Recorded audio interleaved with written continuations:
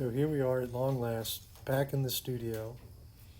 So this painting I last worked on until today, right before um, Bridget had surgery. And this painting is showing her, and I know I've talked about it before, but right before the surgery, she was stretching out her shoulder. Now, initially I had to wait for some more white oil sticks to show up. And so I'm sorry, I'm realizing now that you literally cannot see what I'm doing. So this is the back view of a guy painting on a painting where you can't see what he's painting on. There, moved a little bit. But what I'm doing right now is these oil sticks have a bit of translucency to them that I feel like they didn't used to have. So I first had to wait for these stripes to dry enough that I can go back in and heighten that yellow. So you can see I haven't gone like up to that right beside my ear there, that upper corner. And I'm working my way down through and making that yellow, pale yellow,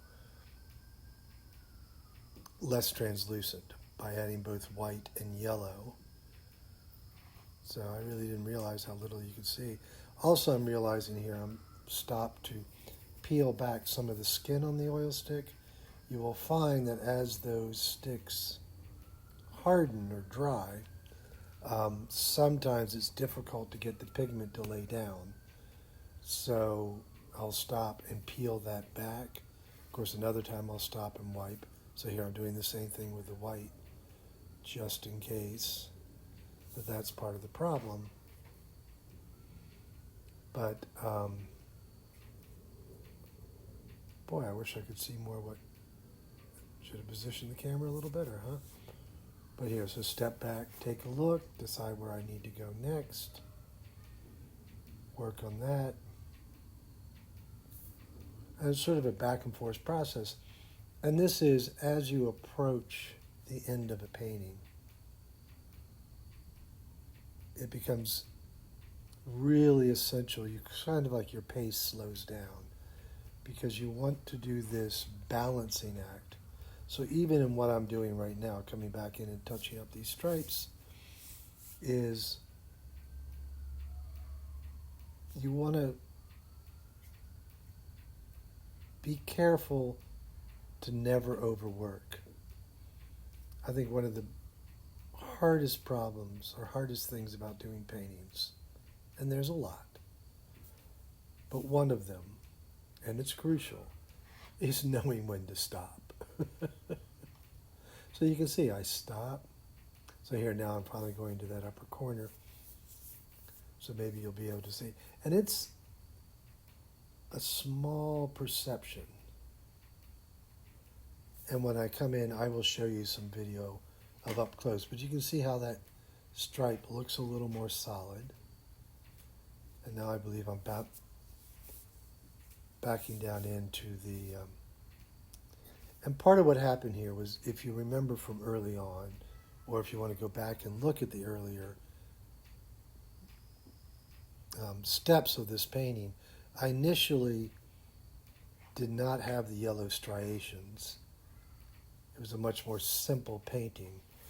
And so the green area actually was originally a purple, and it was solid. So there's some real overlaying of colors. So you can see I'm trying to decide. Feel confident like maybe that's the right amount. But going back in, and just slowly, but when you get to the close look, you'll be able to see some of that history, some of that development of the surface. And it's, I think, really important to be able to look at a painting and see how it got there. But, you know, I'm an artist, so when I look at paintings, I want to know how the artist painted it. So, and then, sorry, I didn't note if I picked up So when I step out of the way, I'll see what's in my hands. But I had left, somehow, 2 of the stripes still purple. Yeah, and that is what I'm doing right now. So those last little 2 stripes, I'm going in and getting them to that aqua. So right there above that top red square with the yellow square or diamond inside of it. You may be able to hear the kids yelling in the background. Not my kids, neighborhood kids. And then just a little bit of red, just again the same problem. A little bit of translucency. And now step back, look again. That little action was, there was something caught in a spider web hanging in front of the piece. So one of the things that had bothered me before was you have this very strong shadow on the leg and also this history on the leg where you could see the underpainting, which didn't please me. So I'm going back in and laying these colors on top to try to hide, well not hide, to cover, to repaint, and to make that leg just pop a little bit more.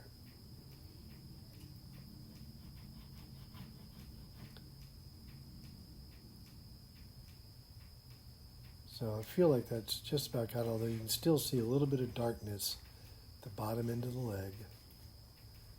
So again, white, make sure the color's clean, make sure that orange isn't, the dry part isn't dragging the color I'm putting down away. Lay it back in, just about.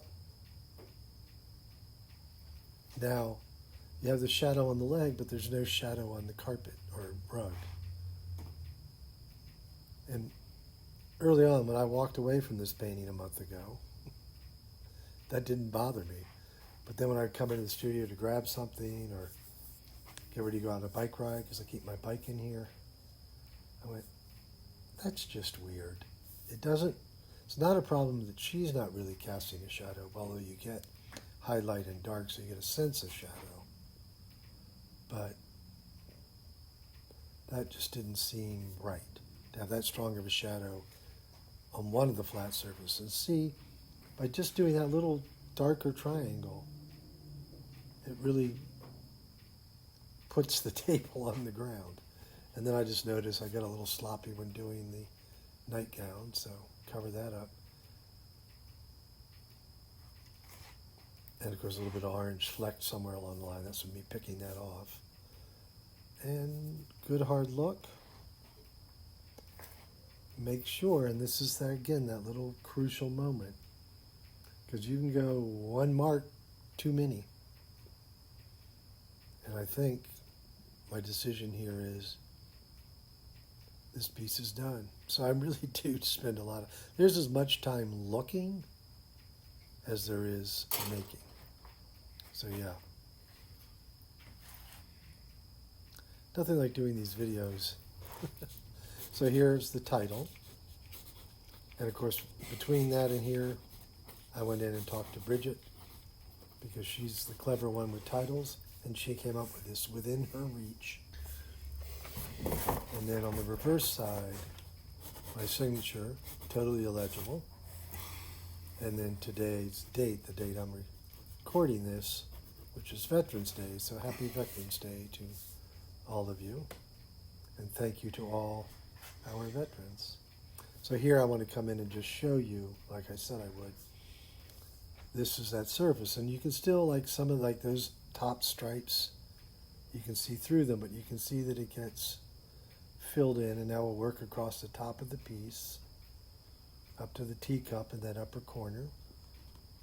Come down along the body. And you can see how much stroke, how much history of change, and why I love these pieces, because you get such a great surface. I will come in a little tighter, but as we're doing this final pan through, I do want to remind you all, please give me a thumbs up. It helps everybody else find this. And of course to subscribe so you can see the next painting, the next in this series of homage paintings. So this was based off of Le Tube, but it was, the inspiration was just this moment when Bridget was stretching out her shoulder right before the surgery. But see all the interaction of color and the history and the bumping together, and see if you can see any of these little bit of purples popping through.